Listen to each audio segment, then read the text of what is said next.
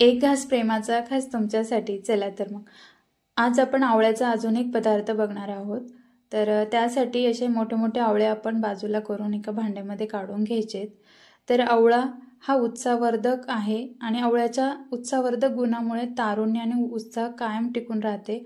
आवळ्यामुळे आपल्या शरीराची प्रतिकारशक्ती खूप प्रमाणात वाढते, म्हणून आपण आवळ्याचं सेवन केलं गेलं पाहिजे. तर असे 2 किलो आवळे मी बाजूला करून घेतलेत. नंतर ते एका स्वच्छ कपड्याने पुसून घ्यायचेत.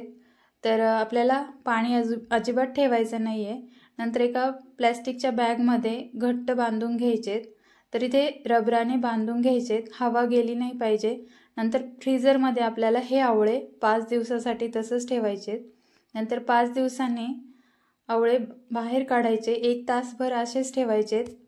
नंतर 1 तासाने आपल्याला मोठ्या भांड्यात घेऊन गरम पाणी घालून 3 तासासाठी तसंच ठेवायचे. म्हणजे कसं आवळे लूज होतात आणि कळ्या पडायला मदत होते, म्हणून आपल्याला 3 तास असेच आवळे ठेवायचे. आणि वरचं साल काढून घ्यायचे, म्हणजे आवळा कँडी तयार झाली की आवळा कँडी काळी पडत नाही, म्हणून आपल्याला इथे साल पूर्ण काढून घ्यायचे. तर छान अशा कळ्या पडत आहेत.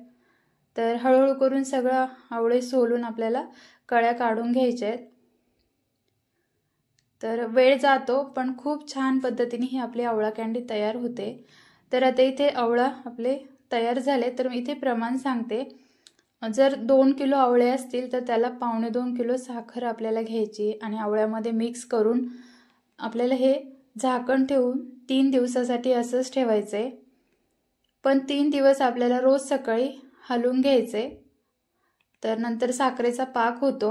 तर तिसऱ्या दिवशी बघा, तर छान असा रंग आलाय आणि साखरेचं पण छान असं पाणी झाले. तर आता आपल्याला आवळे साखरेच्या पाकातून काढून घ्यायचे. तर आपल्याला सगळे आवळे एकाच भांड्यात नाही, थोडे थोडे करून आपल्याला 2-3 भांड्यांमध्ये आवळे सुकून घ्यायचे. कारण एकाच याच्यात केलं तर आवळे नंतर चिटकून बसतात, त्याच्यामुळे आपल्याला पातळच भांड्यांमध्ये ठेवायचे. नंतर हे आपल्याला 3 दिवसासाठी उन्हात वाळवून घ्यायचे. आता हा पाक उरलाय, तर हा आपण सरबत म्हणून पिऊ शकतो. तर 3 दिवसांनी आपण बघूया. तर बघा किती सुरेख रंग आलाय आवळा कँडीला. तर खूप छान अशी वेगळ्या प्रकारची आवळा कँडी तयार झाली आहे. तर इथे आता पिठी साखर लावायची आवश्यकता नाही आहे. तर ही एका मोठ्या भांड्यात तुम्ही स्टोअर करून ठेवू शकता.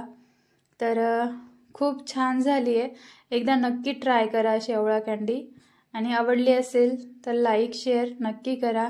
आणि अशाच नवनवीन रेसिपी बघण्यासाठी आपल्या चॅनलला सबस्क्राईब करा. थँक्यू.